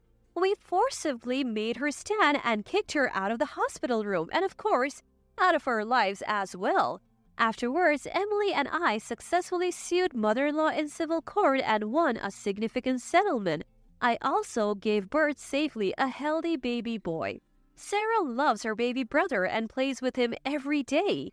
Emily, who has recovered from her broken bones, had a shotgun wedding with a co-worker one day.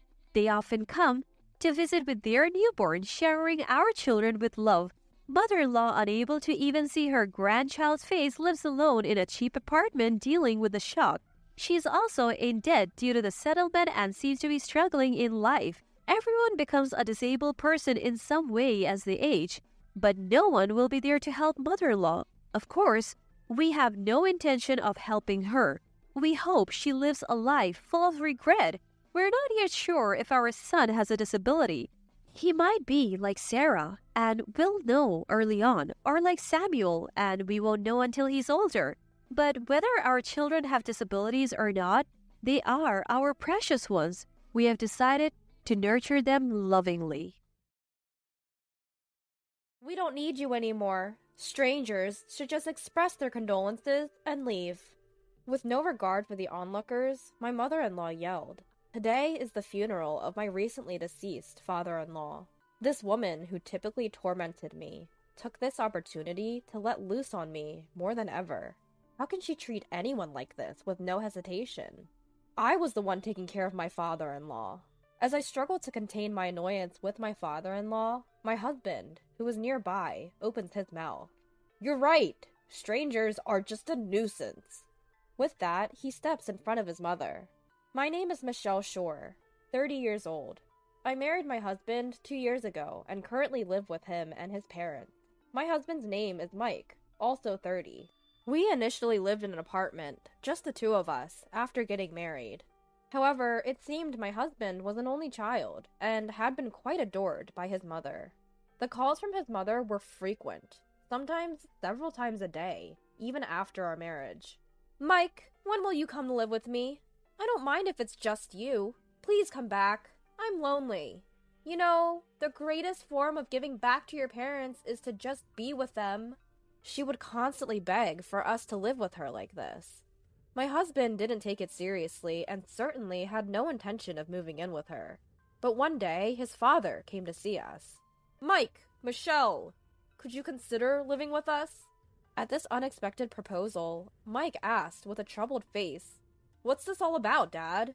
You and Mom, you're both healthy. There's no need for us to live together, is there? We are physically well, but it's still rough at times for me, mentally. I may have reached my limit living alone with your mother. What do you mean, Dad?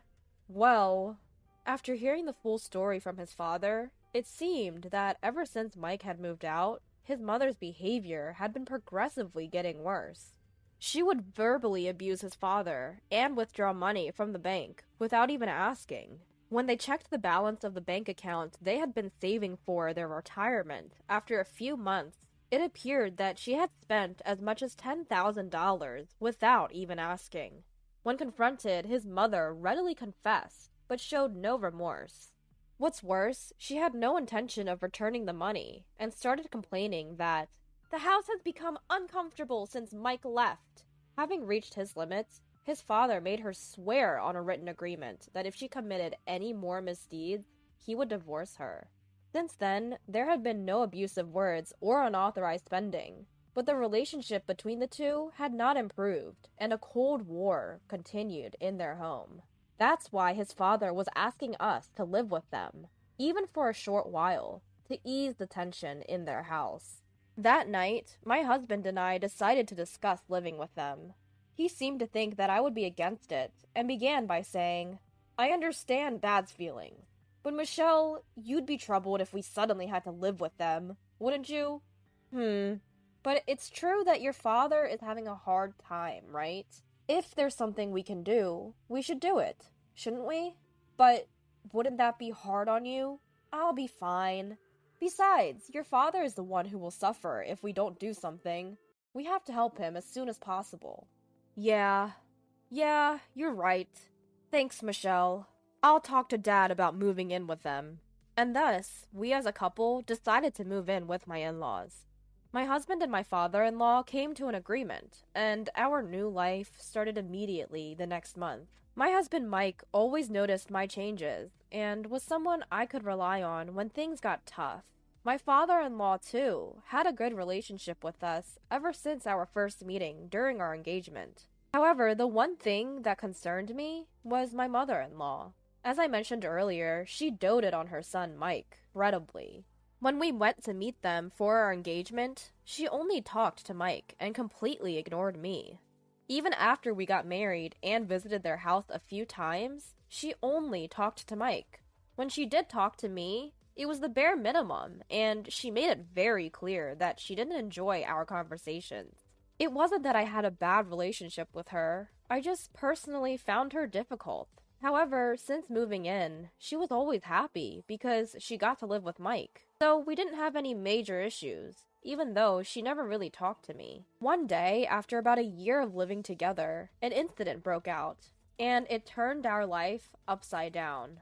I got a phone call while I was at my part-time job. It was from Mike, who should have been at work too. "Michelle, listen carefully," he said.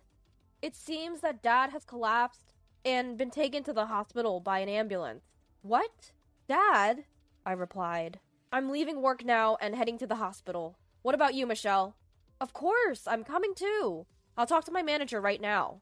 "Okay, let me know when you get to the hospital."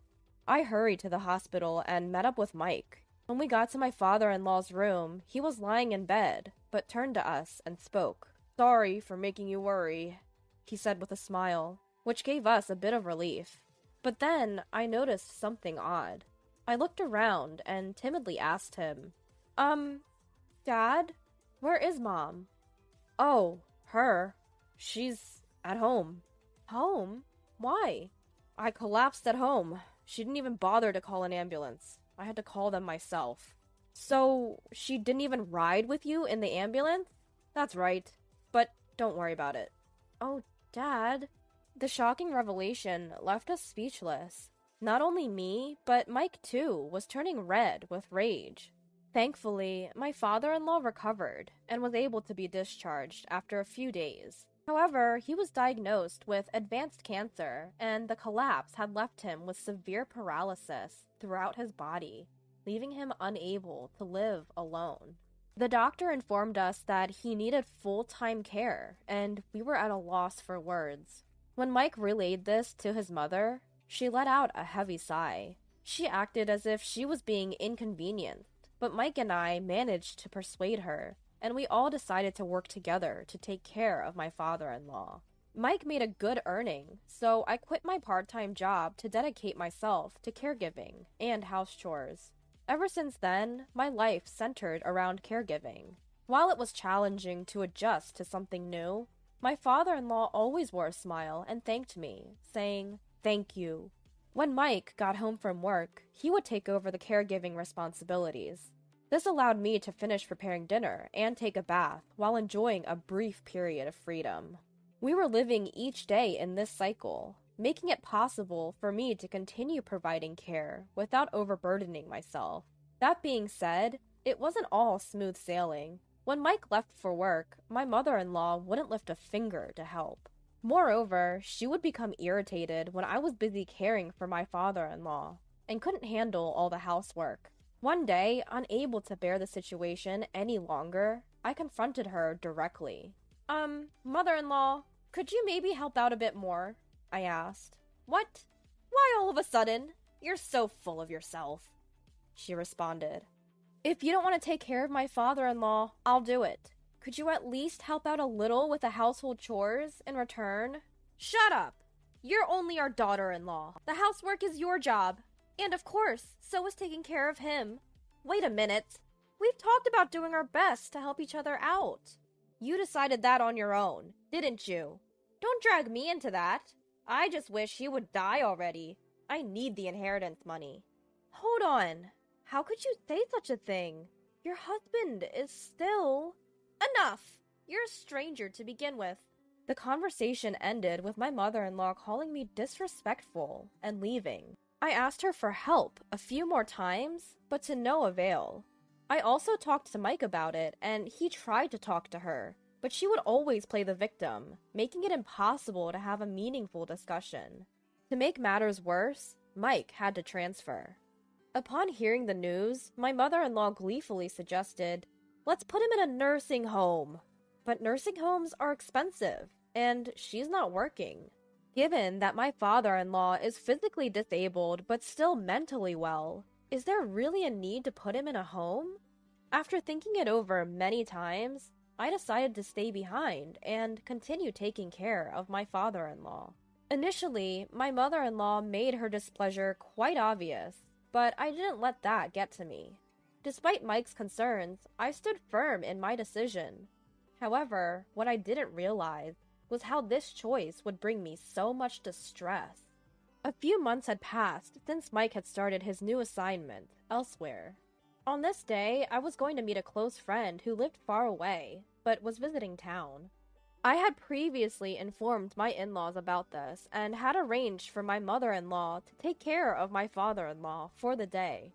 However, just as I was getting ready to leave, my mother-in-law came into my room without knocking and said, Michelle, I'm going shopping with a friend right now. Could you please take care of the house and him? Wait, what? I thought I made it clear that you were supposed to take care of my father-in-law today, since I'm meeting up with my friend. Oh, is it? I don't remember. That's so unfair. I've told you days before. You're so annoying. I don't know anything about this. Just be grateful that I'm letting you live here, rent-free. But I was really looking forward to meeting my friend after so long. Even a fool like you has a best friend, huh?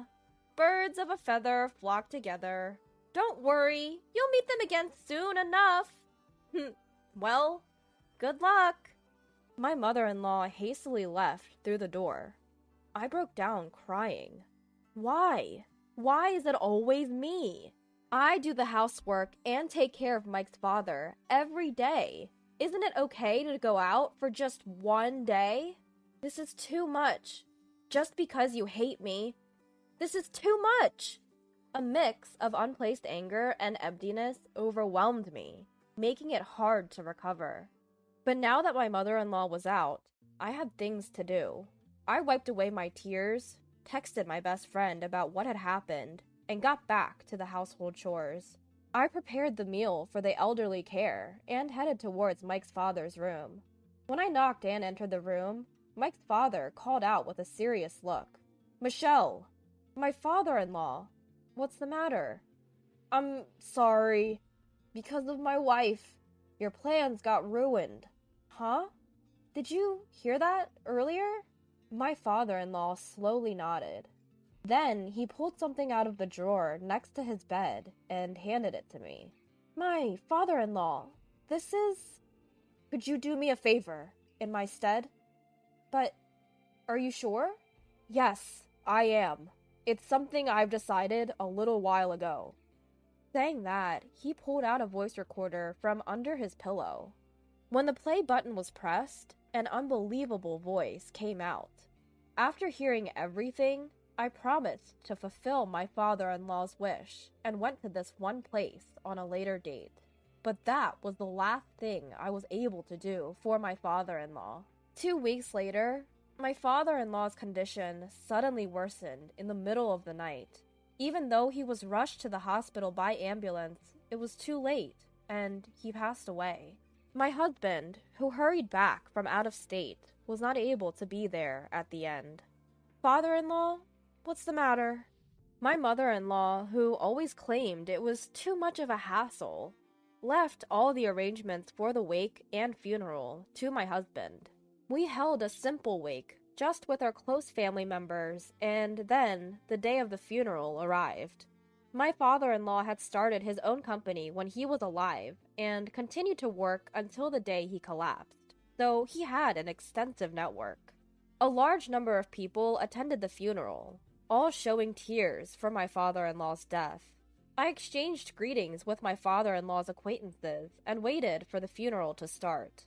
Then my father-in-law, who had been sitting on a chair at the edge, approached me with determination.